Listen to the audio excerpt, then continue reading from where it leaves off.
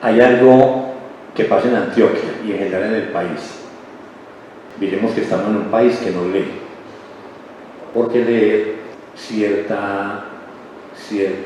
había terminado economía, pero a mí la economía no me gusta, y a buscar la huella del escritor. En el país solamente hay biografías de políticos, de héroes de independencia otra vez. En ese momento el concepto de modernidad lo asume de la siguiente manera, y es esa prosa de él tan ágil, tan poética, esa prosa tan distinta, esas paradojas, esa contradicción en su literatura. Fue una presencia en su momento muy grande, que murió muy joven, dejó una obra muy extensa. ¿Por qué? Él se dedicó solamente a escribir y la pasión de él era solo la literatura. Por favor, compren mi libro, no lo presten, ¿cierto? Porque el ser colombiano nunca ha tenido bibliotecas. Cuando le tocó vivir en un barco abandonado, lo que es la literatura no la voy a dejar. Nos toca hacer así, no solamente en su momento, sino con el tiempo. Vemos que uno le tenían un aprecio grandísimo y una admiración, no solamente por sus crónicas, sino porque era muy revolucionario a la manera de ese momento. Nos sorprende porque una especie de visionario, una especie de ser sensible, lo pone en una antología de poesía colombiana, donde eran personas de un peso intelectual grande, como nunca lo ha expresado ningún escritor bogotano. Tuvo un pequeño olvido de 1930, intelectual excelente, porque cuando uno ve que ha atrapado de alguna manera matices de la vida, hay escritores más nobles, más interesantes, pero el tiempo hace que volvamos a él, que solamente con la historia y con el devenir de los eventos que conocemos salen a flote. Siempre dejamos de lado a nuestros escritores. Ha producido una serie de escritores exiliados, desterrados. Nos enseña a ser honesto intelectualmente, a tener sensibilidad. Personalmente, no tuvo maestros. Los maestros de él fueron los libros.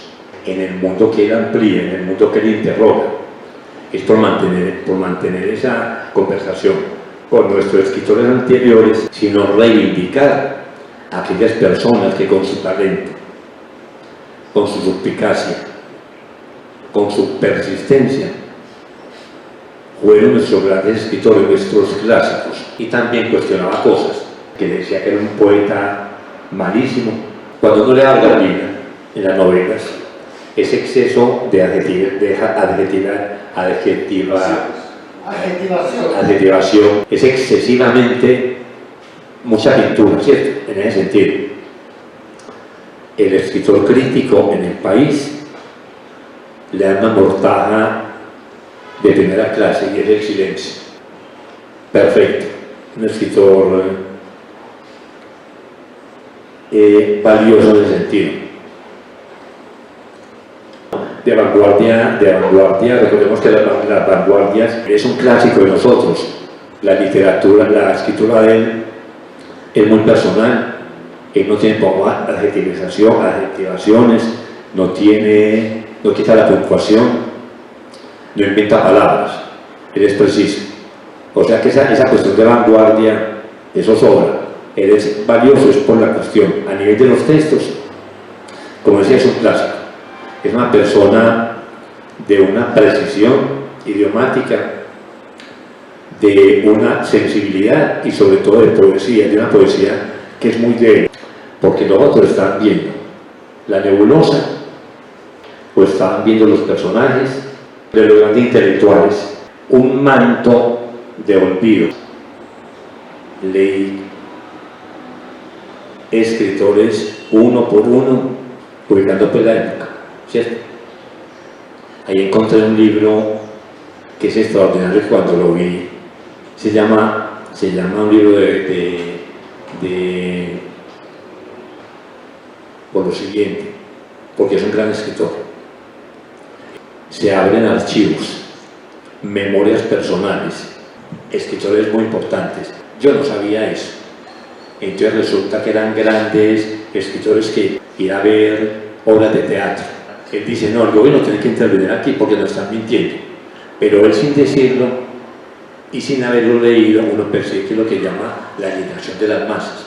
Lo invitan los grupos importantes literarios con un escritor que yo no sabía que existía. Se van a adoctrinar, pero con el ganaron del escritor. Por disciplina, por conducta, le virlaron el título de maestro.